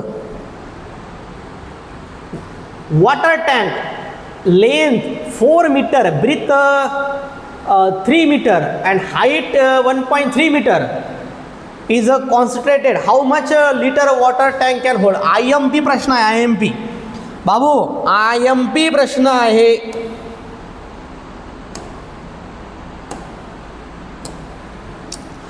इकडं पहा, हे पाण्याचं टाकं आहे आणि या पाण्याच्या टाक्याला तुम्हाला काय काय दिलेली आहे, लेंथ 4 मीटर, ब्रीथ 3 मीटर आणि हाईट त्याची 1.5 आहे. म्हणजे त्याची हाईट जर 1.5 मीटर आहे, त्याची ब्रीथ या ठिकाणी आहे 3 मीटर आणि लेंथ त्याची आहे 4 मीटर. तर याच्यामध्ये पाणी किती लिटर मावेल ते आपल्याला काढायचं आहे. मग हा प्रश्न आहे व्हॉल्यूमचा. तर पहिली गोष्ट सांगतो, ही जी या प्रकारची डायग्राम असते इष्टिका चित्ती, याला म्हणतात क्युबॉइड. त्याला काय म्हणायचं, क्युबॉइड म्हणायचं, क्युबॉइड. आणि क्युबॉइडचं आपल्याला पहिले काढावं लागतं व्हॉल्यूम. पहिले लक्षात घ्या, तुम्हाला 3 डायमेन्शनल डायग्राम चांगल्या प्रकारे त्याचा म्हणजे जेवढ्या आहेत त्यांच्या व्हॉल्यूमचा फॉर्म्युला, एरियाचा फॉर्म्युला, टोटल सरफेस एरियाचा फॉर्म्युला चांगल्या प्रकारे पाठवा. आता याचा काढायचा व्हॉल्यूम. व्हॉल्यूम काढताना फॉर्म्युला काय सांगतो, length into breadth into height. म्हणजे व्हॉल्यूम ऑफ क्युबॉइडचा फॉर्म्युला काय, length into breadth into height. तिघांचा गुणाकार करा, काय होणार, 4 मल्टिप्लाय बाय 3 मल्टिप्लाय बाय 1.5. मग या ठिकाणी 4 त्रिक 12 गुणिला 1.5 येणार. म्हणजे या ठिकाणी पहिले पॉईंट नाही म्हणून समजा, 15 दोन्ही 30, 0 कॅरी आले 3, 15 एक 15, 15 न 3 झाले 18. एक संख्या सोडून पॉईंट आला. पहिले गुणाकार करताना पॉईंट नाही म्हणून समजायचा, नंतर आलेल्या उत्तरामध्ये पॉईंट घ्यायचा. 18.0 म्हणजे 18, हे झालं क्युबिक मीटर. हा झाला त्याचा व्हॉल्यूम.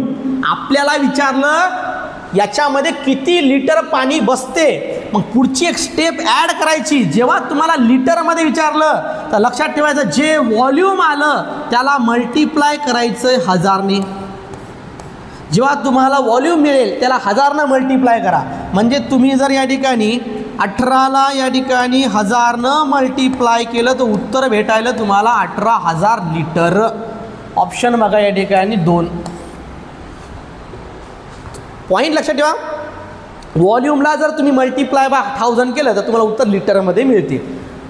मग उत्तराला आपल्याला या ठिकाणी 2, 18,000 लिटर. म्हणजे या टाक्यामध्ये किती पाणी बसणार रे, 18,000 लिटर पाणी बसणार. पुढे चला, a water tank 5 metre long, 2 metre wide, 2 metre deep, how much water can hold. रप्पाक्कन लगे या ठिकाणी क्वेश्चन फोडायचा बाबू. चला काय म्हणणार, सेम प्रश्न आहे, सेम प्रश्न आहे. तुम्हाला काय काय दिलं, लॉंग किती आहे म्हणते 5 metre long, height deep, deep म्हणजेच हाईट वाहिली ती किती आहे ठिकाणी 2 मीटर त्याची हाईट आहे. आणि वाईड किती आहे तो या ठिकाणी, म्हणजे ब्रीथ किती आहे त्याची 2.5. सरळ सरळ याचा व्हॉल्यूम काढा. व्हॉल्यूम म्हणजे काय, तिन्ही संख्यांचा गुणाकार. 2.5 मल्टिप्लाय बाय 5 मल्टिप्लाय बाय 2 करा. 2.5 न 2ला जर मल्टिप्लाय केलं ते उत्तर आलं 5. हे मल्टिप्लाय 5 जशात तसे उत्तर आलं 25 मीटर क्यूब. हे झाला व्हॉल्यूम. आणि आपल्याला विचारलं किती पाणी बसते. मग पाणी बसते या ठिकाणी मल्टिप्लाय कितीनं करणार रे, 1000 मल्टिप्लाय करणार. 25ला 1000 मल्टिप्लाय करणार म्हणजे टाक्यात पाणी किती बसणार रे, 25,000 लिटर.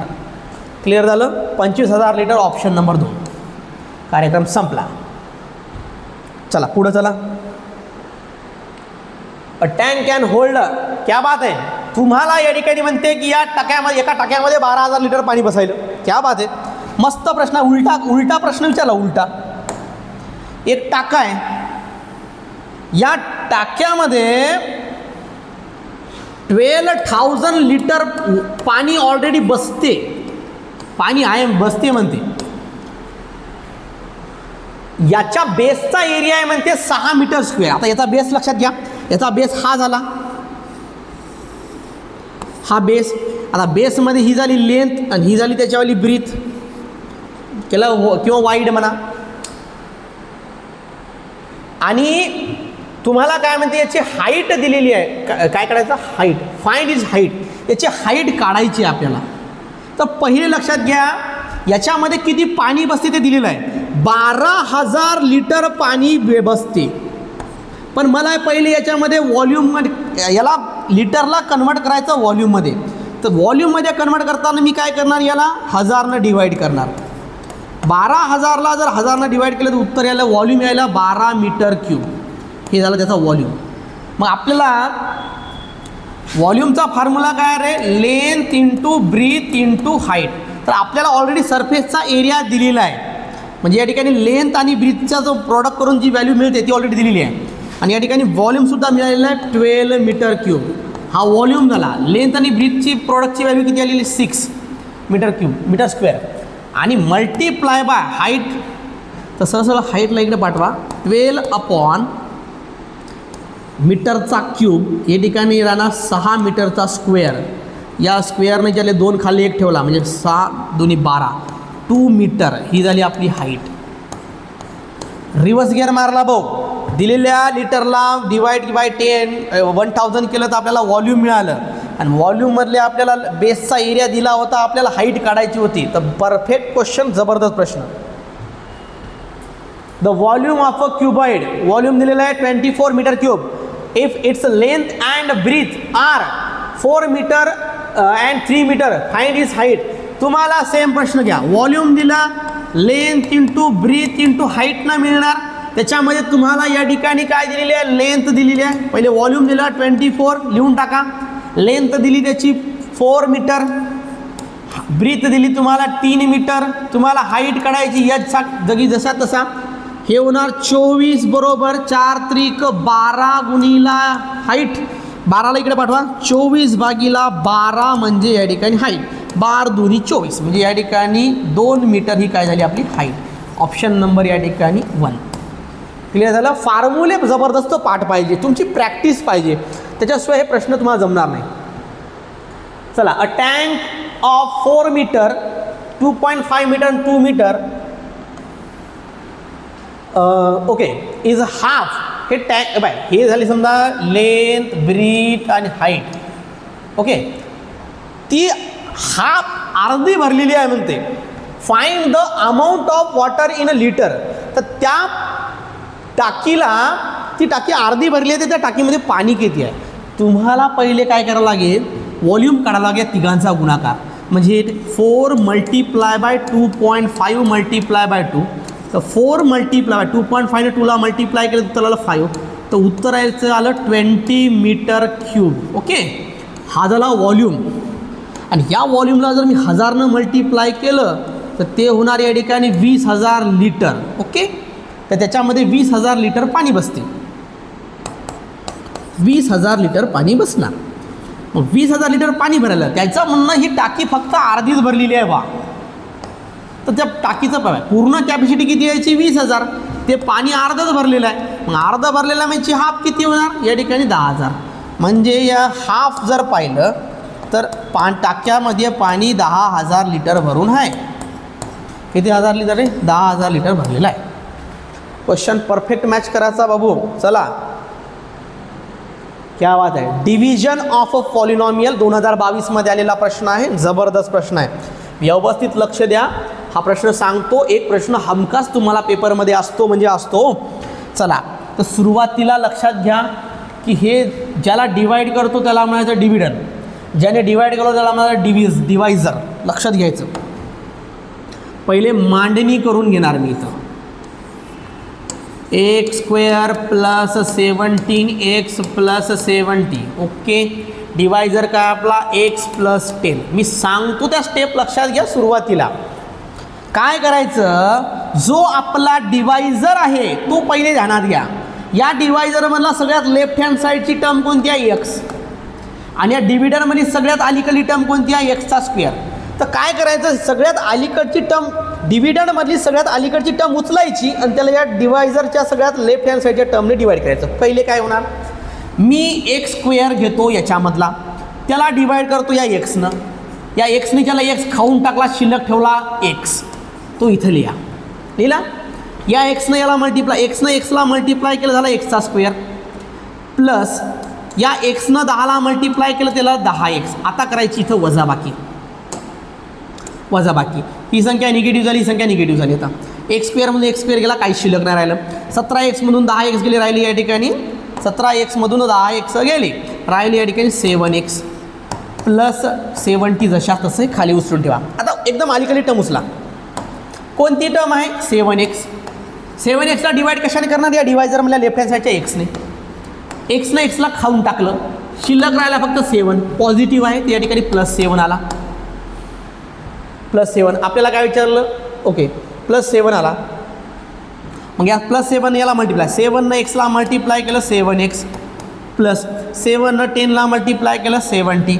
इथं करणार मी सबट्रॅक्शन करताना हे झालं निगेटिव्ह, हे झाला निगेटिव्ह. 7x मधून 7x गेले, कटले. 70 मधून 70 गेले, कटले. काहीच नाही राहिलं, रिमाइंडर 0. म्हणजे या ठिकाणी आपलं उत्तर व्हायला x+7. x+7 इथं ऑप्शन नंबर 2, x+7 हे झालं आपलं उत्तर. क्वेश्चन म्हणतात, म्हणजे या ठिकाणी एक गोष्ट लक्षात ठेवायची, याला म्हणायचं डिवायझर, याला म्हणायचं या ठिकाणी क्वेश्चन, याला म्हणायचं डिव्हिडंड आणि याला म्हणायचं रिमाइंडर. आणि एक जबरदस्त फॉर्म्युला लक्षात ठेवायचा, dividend is equal to question multiply by divisor plus remainder. हा फॉर्म्युला कधी पाठ ठेवायचा. Next question, 3 years back Ramrao purchase a car for 6 lakh. 6 लाखाला भाऊने एक कार घेतली. If its rate of depreciation is 10% per year, find the present value of a car. खतरनाक प्रश्न आहे, व्यवस्थित लक्ष द्या. समजा हे सेकंड हँड कार्यक्रम, म्हणजे तुम्ही पहा, एखादा मोबाईल घ्या आणि 4-5 महिन्यांनी विकायला घ्या. तुम्ही समजा 20,000चा मोबाईल आणला, तुम्हाला 20,000चा घेते का समोरचं पहा, ते म्हणजे तुला 10मध्ये यायला सांग, मग तुला घेतो, मग तर घेतो, नाही तर घेत नाही. मग होणार काय, झालं काही तर या ठिकाणी त्या वस्तूची किंमत घसरली. डिप्रिशिएशनचा अर्थ होतो घसारा, म्हणजे ती वस्तूची किंमत घसरली. तर कितीनं घसरली, तर या ठिकाणी 6 लाखाची घेतली होती, म्हणजे ते झालं प्रिन्सिपल. 6 लाख काय झालं, याच्यावर प्रिन्सिपल झालं. किती टक्केनं घसरायली ती, रेट किती आहे या ठिकाणी 10%चा. किती ड्युरेशन किती आहे, 3 years. N for number of year. तर तुम्हाला या ठिकाणी कंपाऊंड इंटरेस्टचा फॉर्म्युला लावायचा.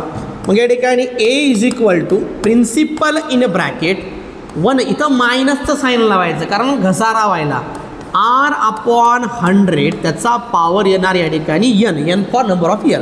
व्हॅल्यू मांडून घ्या. इथं काय ना प्रिन्सिपल केलं 6 lakh, 1 2 3 4 5 0 multiply by 1 minus rate कितीचा आहे, 10चा, भागिलामध्ये इथं किती येणार 100, पॉवर 3 वर्षांवर डोक्यावर 3 येणार, 1 2 3 4 5 गुणिला 100 × 100, 100 मधून 10 गेले, राहिले 90/100. त्याचा पॉवर आहे 3. म्हणजे या ठिकाणी हा 0 कटला, हा 0 कटला, शिल्लक करायला पहा 2 3 4 5 मल्टिप्लाय बाय. आता 9/10 राहिला, त्याचा पॉवर 3 असल्यामुळे याला 3 वेळा आली. 9/10 मल्टिप्लाय बाय 9/10 मल्टिप्लाय बाय 9/10. किंवा आपण डायरेक्टही लिहू शकतो, तुम्हाला जर या ठिकाणी त्या संख्येचे क्यूब माहीत असेल तर. पॉवर 3 आहे म्हणजे त्या संख्येचा क्यूब आहे. सहसा या ठिकाणी लक्षात घ्या. 9चा क्यूब किती यायला 729, 10चा क्यूब किती यायला या ठिकाणी 1000. मग काटाकाटी करा, हे 0 3 कटले, इकडचे 3 0 कटले, शिल्लक करायला पहा 6, त्याच्यावर 2 0 मल्टिप्लाय बाय 729. याचा प्रॉडक्ट म्हणजे या ठिकाणी आपल्याला भेटणार आहे अमाऊंट, म्हणजे ती वस्तू किती रुपये शिल्लक राहिली. मग या ठिकाणी 2 0 जशाच तशा, 7 9 63, आजच्या आले या ठिकाणी 6, 6 2 12, 12 6 झाले 1808, आजचा आला 1, 7 सॉरी अंग बरं झालं का, एकदा रिपीट घ्या. 2 0 जशा त्याच्यात 6 9 54 हातचे आले 5 साईन दोन्ही 12 12 5 17 7 हातचा आला 1 7 सखम 42 1 43 म्हणजे ती वस्तू राहिली आपल्याला 4,37,400 रुपयाची. 4,37,400 रुपयाची ती वस्तू आहे. Option number 1. काहीच नाही, कंपाऊंड इंटरेस्टचा फॉर्म्युला आहे, लक्षात ठेवायचं. जर या ठिकाणी इंटरेस्ट वाढत असेल तर या ठिकाणी प्लसचं साईन वापरा, जर या ठिकाणी वस्तूची किंमत घसरत असेल तर या ठिकाणी मायनसचं साईन वापरा. बस या प्रकारे फॉर्म्युला चांगल्या प्रकारे पाठ करा आणि याच्यासारखी प्रॅक्टिस करा प्रश्नांची. चला काय म्हणते, laptop worth ₹60,000 depreciation by 10% in the first 10% and 20% second year. Find is a value after the 2 year. बाळांनो त्यांचं म्हणणं काय आहे की पहिल्या वर्षी 10% वस्तूची किंमत घसरली, पहिल्या वर्षी 10%ची वस्तू किंमत घसरली, दुसऱ्या वर्षी 20%नं घसरली, तर त्या वस्तूची किंमत किती झाली तर लक्षात घ्यायचं. मग याच्यामध्ये काय होणार पहा, लक्षात घ्यायचं. वस्तूची जी प्रिन्सिपल आहे ते आहे या ठिकाणी 60,000 रुपये. वस्तूची किंमत आहे पहिल्या वर्षी 10%नं घसरली, म्हणजे या ठिकाणी लिहायचं 1 - 10/100. 10%नं घसरली मल्टिप्लाय बाय दुसऱ्या वर्षी कितीनं घसरलेलं आहे 20%नं, म्हणजे या ठिकाणी 1 - 20/100 या प्रकारे चालायचं. चला सिम्प्लिफाय करा. हे झालं 60,000 मल्टिप्लाय बाय 100 × 100 100 10 गेले, या ठिकाणी राहिलं 90/100. इथं 100 × 100 100 20 गेले राहिले, या ठिकाणी 80/100. मग काय होणार, काटाकाटी करून टाका. 1 2 3 4 1 2 3 4 0 कटले, राहिले किती 6 × 90 × 80.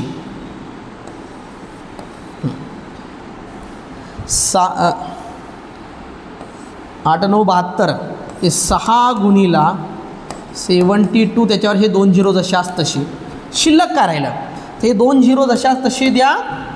साईन दोन्ही 12 2 हातचा आला 1 साईन 7 42 1 43. तुम्ही जर पाहिलं 43,200. Option number 1 43,200. खतरनाक प्रश्न होता. त्या वस्तूची किंमत घसरायली बाबू, वाढायला झाली, पहिले 10%नं घसरली म्हणून या ठिकाणी 10% घेतलं. सिंपलमध्ये फॉर्मॅट लक्षात घ्यायचा, प्रिन्सिपल मल्टिप्लाय बाय -10% झालं बाबू, नंतर या ठिकाणी -20% झालं या प्रकारे. तर मायनस व्हायला कंपाऊंड इंटरेस्टमध्ये, तर व्यवस्थित याला लक्षात घ्या. ओके, म्हणून या ठिकाणी किंमत घसरायली म्हणजे या ठिकाणी मायनसचे साईन लागणार. कायचे लागणार, मायनसचे. चला पुढं. A mobile phone costing 20,000 depreciation rate at 25% annum, find its value after 2 year. हा प्रश्न तुमच्यासाठी होमवर्क. तुम्हाला काहीच करायचं नाही, या ठिकाणी लक्षात घ्या. स्टेप सुरुवात करून देतो, बाकी तुम्ही घ्या. 20,000चा मोबाईल आहे, लॅपटॉप आहे, ब्रॅकेटमध्ये किंमत कमी कसं होणार आहे, म्हणजे या ठिकाणी 1 - किती पर्सेंट रेट आहे 25चा आहे, भागीला 100 घ्या. पॉवर या ठिकाणी 2 येणार कारण 2 वर्षाचा आहे. तर या ठिकाणी 20,000 गुणीला 100 1 100, 100मधून 25 गेले राहिले 75/100. त्याचा पॉवर येणार 2. याची पुढची स्टेप काय येणार, 20,000 गुणीला 75/100 पुन्हा 75/100. तर काय व्हायलं 1 2 3 4 1 2 3 4 0 कटले. शिल्लक काय राहिलं, इथं राहिलं 2 गुणीला 75 गुणीला 75. तुम्हाला इथं 75चा स्क्वेअर, 75 गुणीला 75 म्हणजे 75चा स्क्वेअर करा. मग 75चा स्क्वेअर काढायचा कसा, इकडे लक्षात घ्यावे.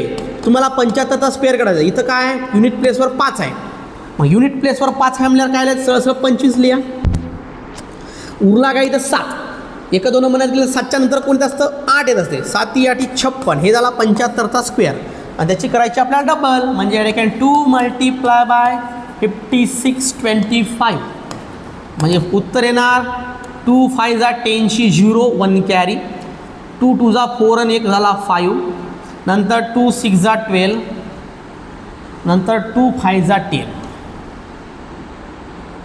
10 आणि 1 12, 10 आणि 1 11, बे पंच 10 शून्य आचाला 1, बे दुनी 4 आणि 1 5, बे सकम 12 2 आचाला 1, बे पंच 10 आणि 1 11, 11,250, 11,250 रुपयाचं ते काय बे मोबाईल राहणार आहे.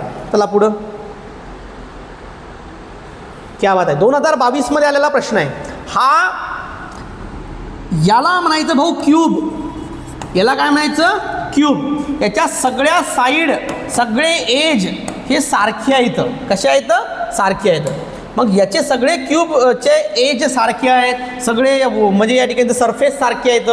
तर तुम्हाला या ठिकाणी काय म्हणते की हा क्यूब आहे आणि या क्यूबला 6 फेस आहे, 12 एजेस आहेत.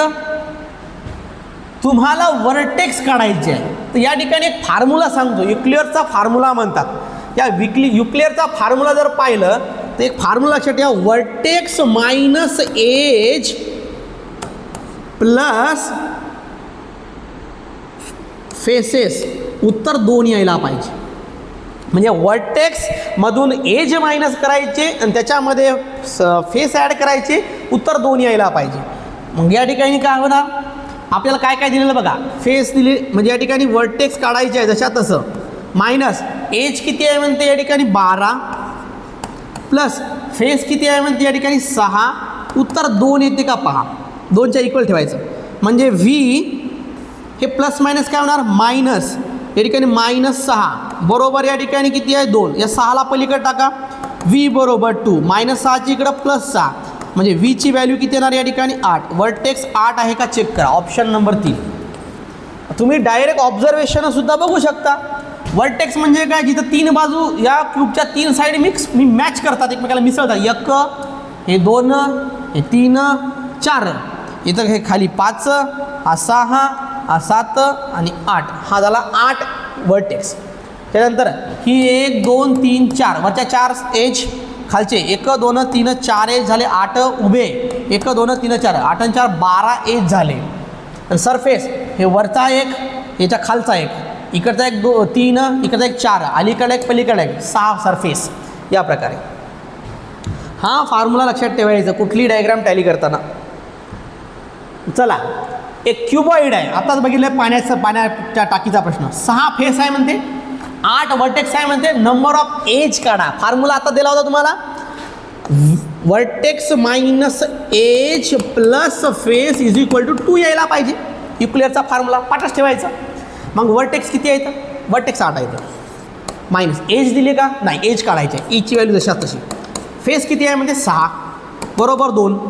मग चला, हे 8 जे आहेत हे प्लस हे दोन्ही काय होणार, हे मायनस ई जशाच तसा, 8 किती व्हायले 14 बरोबर 2, 14ला पलीकडे टाका, इकडे मायनस ई बरोबर 2, इकडे येणार हे -14 होतील, हे मायनस ई बरोबर प्लस मायनस मायनस होणार, उत्तर येणार -12. इकडचा मायनस कटलं, इकडचा मायनस कटलं, या ठिकाणी 12 एज आहे म्हणते. याला किती एज आहे तर 12 एज आहे. त्याला मोजा.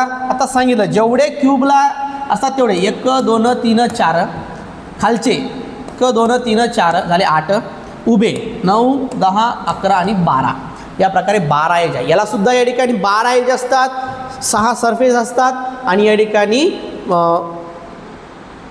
8 वर्टेक्स असतात. या प्रकारे ट्रायंगल प्रिझम, हा ट्रायंग्युलर प्रिझम आहे, लक्षात ठेवा, हा ट्रायंग्युलर प्रिझम आहे. याला 9 एज आहे तर 6 वर्टेक्स आहे, तर याला किती नंबर ऑफ फेस आहे ते काढायचं. फॉर्म्युला लक्षात घ्या बाबू, vertex minus edge plus face is equal to 2. जे जे दिलं ते टाका. आपल्याला काय काढायचे, याचे फेस काढायचे. वर्टेक्स किती आहे तर 6 मायनस एज किती आहे म्हणते 9 plus face is equal to 2 यायला पाहिजे. 6तून 9 गेले राहिले -3 plus of F is equal to 2, -3ला पलीकडे टाका, एफ इज इक्वल टू 2 -3चा इकडं +3 झाला. फेसची व्हॅल्यू यायली 5. याला किती फेस आहे तर 5. आता ऑब्झर्वेशन ना पहा, इकडे पहा, एकदम खालचा एक, इकडचा आहे दुसरा, याच्या इकडचा एक तिसरा, अलीकडला एक चौथा आणि पलीकडला एक पाचवा, असे 5 याला सरफेस आहेत, फेस आहेत. चला पुढं.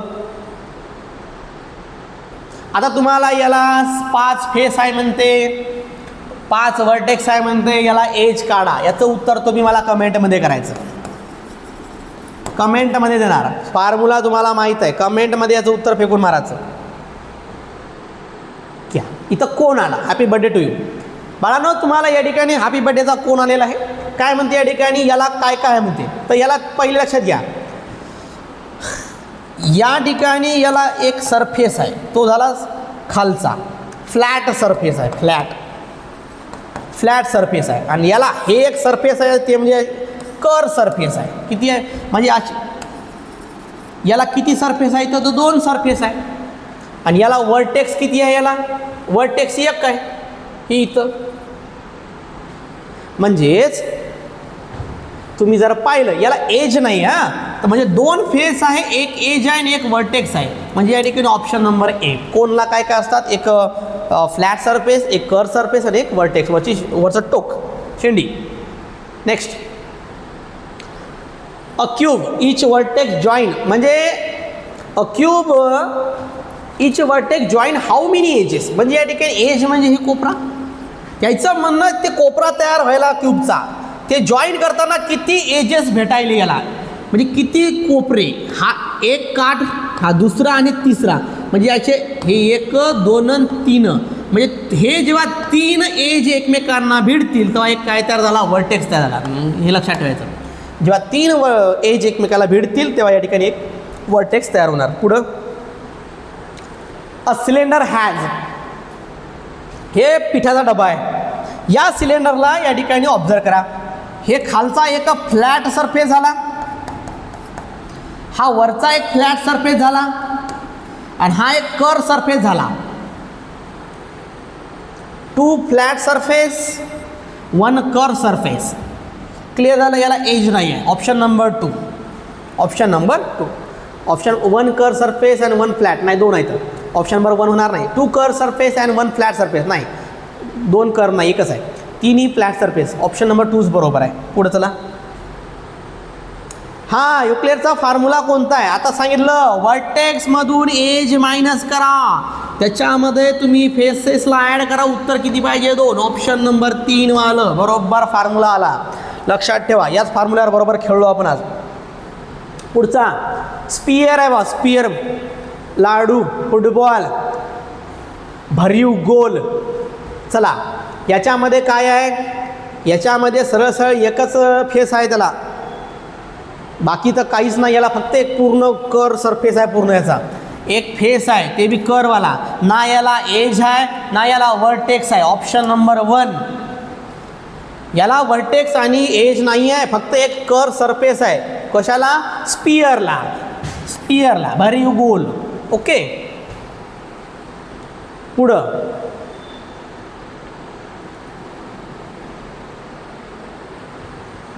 काय म्हणते?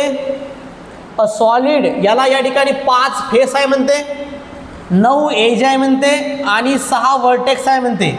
तर हे कोणती डायग्राम आहे? आत्ताच आपण या ठिकाणी प्रश्नामध्ये बघितलं होतं की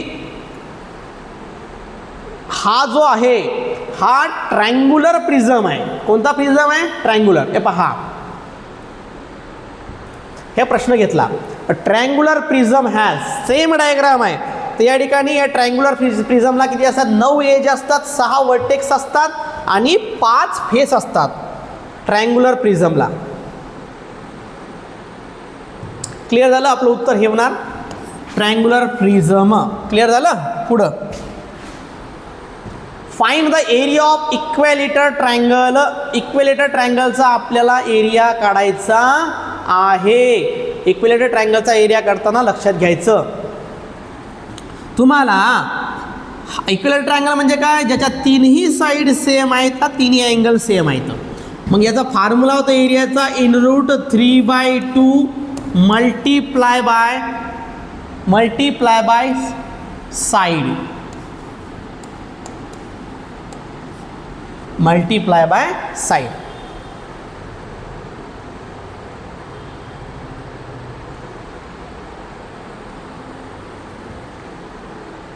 मल्टिप्लाय बाय साईडचा स्क्वेअर घ्या.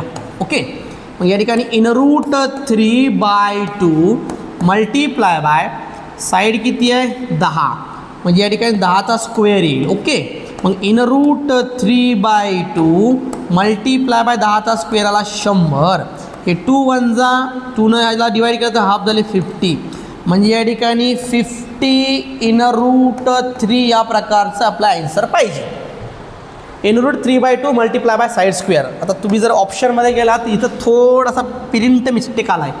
इथं √3 पाहिजे होतं, हा √2 पाहिजे होता, √2 पाहिजे होता, √3 पाहिजे होता. तर या ठिकाणी आपलं उत्तर आहे 50 √3. फॉर्म्युला व्यवस्थित लक्षात ठेवायचा. इक्विलेटरल ट्रायंगलचा एरिया तुम्हाला साध्या सुद्धा 5व्या 6व्या वर्गातल्या ज्या डायग्राम आहे त्याच्यावरचे एरिया वगैरे विचारत नाही, तुम्हाला थोडंसं टफ लेवलचे क्वेश्चन विचारतात. What are the factors. बाळांनो, तुम्हाला आत्ताच सांगितलं एक्सपेन्शन फॉर्म्युले चांगले पाठ ठेवा. m³ + 27 पहिल्या टर्मचा क्यूब मायनस दुसऱ्या टर्मचा क्यूब आहे. हा फॉर्म्युला लक्षात ठेवायचा, म्हणजे a³ - b³ फॉर्म्युला. तर ओरिजिनल टर्म लक्षात घ्या. पहिली ओरिजिनल टर्म किती आहे m, म्हणजे mचा क्यूब. दुसरी टर्म काय आहे, हा आहे 3चा क्यूब. ओके, म्हणजेच तुम्हाला पहिली ओरिजिनल टर्म या ठिकाणी मिळाली m, दुसरी ओरिजिनल टर्म मिळाली या ठिकाणी 3. मग काय करायचं, यामध्ये काय होतं तर पहिल्या ब्रॅकेटमध्ये दोन्ही ओरिजिनल टर्मची करायची सबट्रॅक्शन. काय करायची, सबट्रॅक्शन करायची. आणि दुसऱ्या ब्रॅकेटमध्ये पहिल्या टर्मचा स्क्वेअर प्लस दोन्ही टर्मचा गुणाकार. 3 × m म्हणजे 3m आणि प्लस दुसऱ्या टर्मचा स्क्वेअर म्हणजे 3चा स्क्वेअर किती आला या ठिकाणी 9. ऑप्शन चेक करून घ्या. m मायनस एक मिनिट हा प्लसचा फॉर्म्युला आहे, सॉरी प्लसचा फॉर्म्युला आहे. मग प्लसचा फॉर्म्युला पहिल्या ब्रॅकेटमध्ये दोघांची प्लस होणार आणि दुसऱ्या ब्रॅकेटमध्ये जे पहिलं साईन असेल ना तर दुसऱ्या ब्रॅकेटमध्ये पहिलं साईन हे मायनसचं राहणार.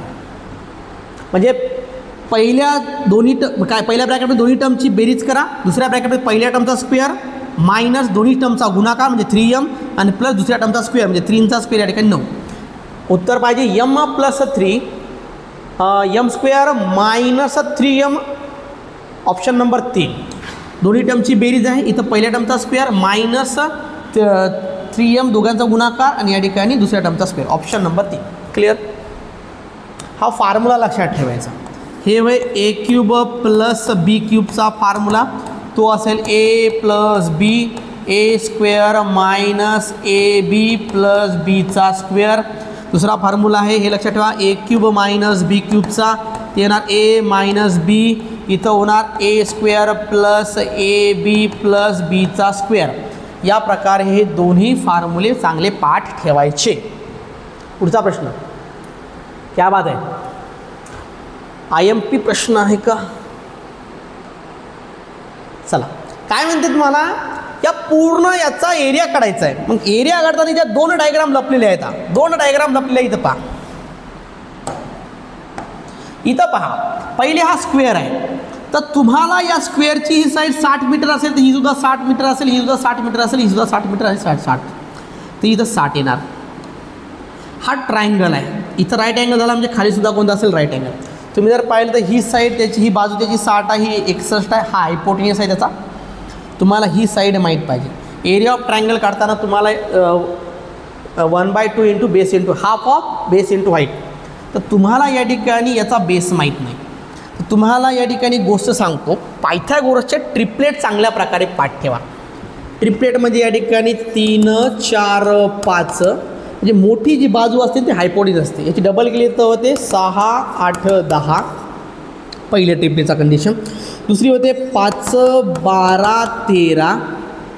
नंतर होते या ठिकाणी डबल केलं तर 10 24 26. नंतर होते 7 24 28. डबल केली तर 14 48 56. नंतर घ्या 8 15 17 ते होणार 16 30 34. पुढं येते या ठिकाणी 9 40 41 आणि नंतर येते 11 60 61. तर या प्रकारे जर पाहिलं ही पायथागोरसची ट्रिपलेट आहे. पायथागोरसच्या ट्रिपलेटमध्ये काय, या हायपोटेन्यूजचा स्क्वेअर हा उरलेल्या दोन्ही साईडच्या स्क्वेअरच्या बेरजे एवढा येतो. तुम्ही जर पाहिलं तर या प्रकारची कंडिशन तयार व्हायली. म्हणजे ही साईड असेल या ठिकाणी 11, म्हणजे बेस 11 आहे, हाईट याची 60 आहे. तर तुम्ही पहिले ट्रायंगलचा एरिया काढा. आपल्याला काय विचारलं या ठिकाणी, पूर्ण याचा एरिया विचारला. ओके, चला पहिले स्क्वेअरचा एरिया. स्क्वेअरचा एरिया काय असतो, साईड स्क्वेअर. म्हणजे या ठिकाणी 60चा स्क्वेअर किती होणार ते करा. तर या ठिकाणी 00, 6चा वर्ग 36, म्हणजे 3600. साईड मीटरमध्ये आहेत का, ओके. 3600 मीटर स्क्वेअर झाला या ठिकाणी स्क्वेअरचा. याच्यावाला एरिया असेल ट्रायंगलचा 1/2 इंटू बेस इंटू हाईट. मग या ठिकाणी 1/2 इंटू बेसची व्हॅल्यू 11 आहे, हाईटची व्हॅल्यू या ठिकाणी 60 आहे. तर 2 1 जा 2 30 जा, 11 3 33 आणि हा 0 330. म्हणजेच काय झालं, याचा एरिया आहे 3600 मीटर स्क्वेअर, याचा एरिया आहे या ठिकाणी 330 मीटर स्क्वेअर. म्हणजेच काय, तर याची बेरीज होणार 3600 प्लस केलं तर 330. ऑप्शनमध्ये बघा 0 हा 3 आला, हा 9 आला, 3 3930 3930 ऑप्शन नंबर 4. म्हणजे पूर्ण PQRST याचा जो एरिया येणार 3930 रुपये, सॉरी 30 मीटर स्क्वेअर. चला विद्यार्थी मित्रांनो, अद्याप जर आपण कल्पतरू पॅटर्नचं ॲप्लिकेशन डाउनलोड केलं नसेल तर ॲप्लिकेशन डाउनलोड करा. सर्व कोर्स त्यावर तुम्हाला या ठिकाणी उपलब्ध होतील. आणि अद्याप जरी आपण कल्पतरू पॅटर्नच्या यूट्यूब चॅनलला सबस्क्राईब केलं तर सबस्क्राईब करा. कारण तुम्हाला या ठिकाणी जी सिरीज आपण स्टार्ट केलेली आहे NMS किंवा शालेय स्पर्धा परीक्षा करता मॅथमॅटिक्स असो, लवकरच तुमच्यासाठी मेंटल ॲबिलिटीचे सुद्धा या ठिकाणी व्हिडिओ लेक्चर तयार होतील. यानंतर तुम्हाला तुमच्या परीक्षेमध्ये हमखास मार्क मिळतील म्हणजे मिळतील. चला एवढं बोलून माझे लेक्चर थांबवतो. सर्वांना नमस्कार.